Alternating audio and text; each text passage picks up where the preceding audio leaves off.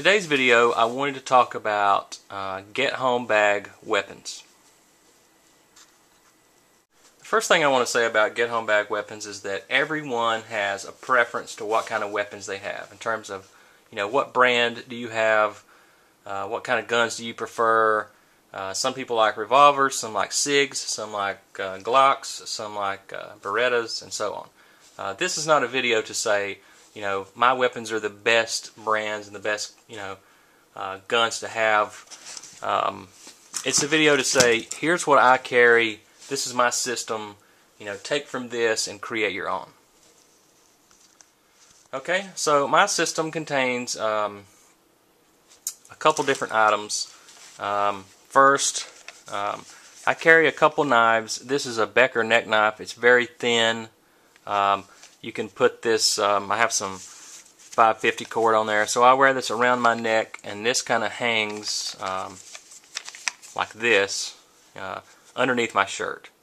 So if I need to reach up under there and pull this out, I can do so, and it's in a pretty stealthy place. It's pretty well hidden, and it's so slim that when it's hanging against your chest, nobody has noticed me wearing this thing. I've worn it, to dinner parties. I've worn it all over Eastern Europe, in the Middle East, and it's a great tool, great knife to have along, very concealable.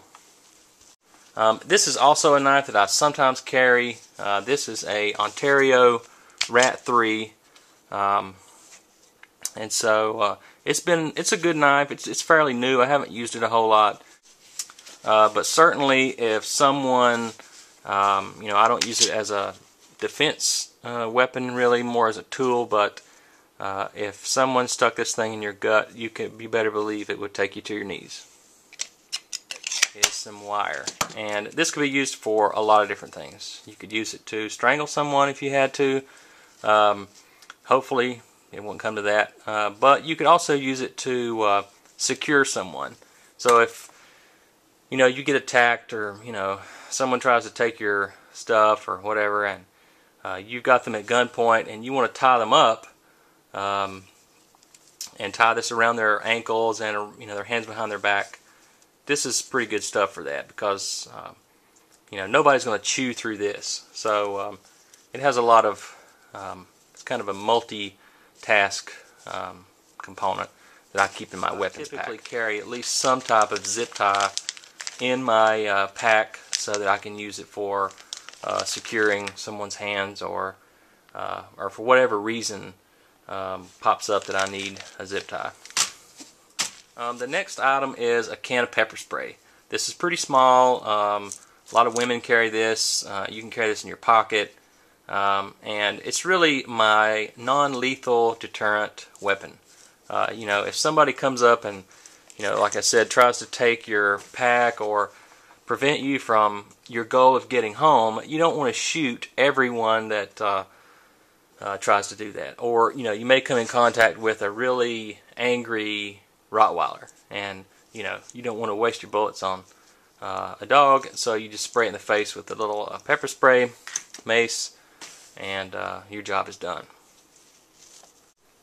There's also another non-lethal deterrent that I sometimes carry. I don't have it here in this video, but a lot of people carry collapsible batons or asps. Those are also good tools to use for weapons. They're not very big and bulky, especially the ones that are collapsible, and they are very effective. So that's something to think about adding to your weapon kit for your get home bag. Okay, this is my specific weapon system. This is a Glock 19, which is a 9mm. And so I carry this gun. This is probably, for years I hated Glock. I would never use a Glock. And then I actually went and tried a couple, and now I love Glock. And this Glock 19 fits my hand perfectly. I've probably put 7,000 or 8,000 rounds through this particular gun. So Glock 19 is really one of my favorites. So I carry this Glock 19, and I also carry this Sub 2000 and it has Glock. It's configured for Glock magazines in the bottom there. So it's also a 9mm. So all of these magazines will fit interchangeably between this handgun and this subgun. For example, this is the 33 round magazine, which will fit in here, and it will also fit in the 9mm handgun. So all this stuff fits interchangeably, and that really comes in handy because if you had if this jams or something, now you've still got some mags to fit your handgun. At some point down the road, I may consider doing a range review of the Sub 2000. It's really a decent gun. Some people call it the Mouse Gunner's carbine, but it's really a lot like shooting this with a stock on it. So it's pretty good. I've noticed at the range that out from like 50 to 100 yards, this thing is pretty accurate. And it depends on what kind of ammo you use in it to whether or not it's going to jam on you.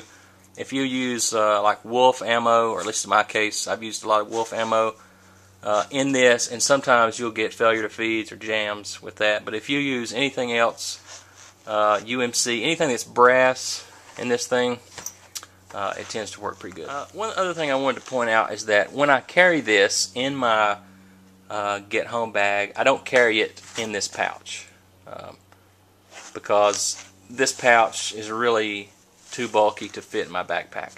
So I usually just carry just the gun as it is, open like that, and stuff some mags down in there. Most of the time, this is in this pouch in my vehicle. And this is actually in my get home bag. And I kind of just keep it in there, and I keep all the mags with my handgun, but I keep this in there just in case, things are really bad and I think, it would really be a good idea to have two guns. Or, maybe me and a coworker are, live in the same neighborhood and we're trying to get home and he's not prepared, so now I'm double prepared. So I can give, one of these guns to him and say, this is your gun, you're going to watch my back, and I'm going to watch yours. Also, I keep about 6 of these 15 round 9mm Glock mags for my Glock 19, and I have a couple more of these 33 rounders that I would use with the Sub 2000. I just don't have them out here in front of the camera, but so in my kit I would have 6 of these small pistol mags and 3 of these 33 rounders. So that way, you're carrying a couple hundred rounds of ammo easily, and that's really what you want to have. You want to be overly prepared when it comes to self-defense. I wanted to point out one disadvantage of this system. So here is the Sub 2000. It's open. You can see the front sight, and this is the back sight. And that is that when you have a standard Glock 19 magazine, which fits in your handgun, this is a loaded magazine, by the way, it will not fit as a standard into the Sub 2000. Okay, it's not long enough, so it's not going to fit in there, but these will fit in your handgun, just not vice versa. So that's one reason why I have so many of the 33 rounders, and that's because they will fit interchangeably between the handgun and the carbine. But these standard Glock 19 mags will not fit in the Sub 2000. So in order to make this fit, either get a Glock 17, or you can mod this by gently filing about 1/4 to 1/2 inch off of this mag well on the bottom, and then you can get these to fit. But be careful when you do that, because the latch that holds your mags in is just right here, so if you file that off, then you're screwed. Thanks for watching Smart Survival, and have a great day.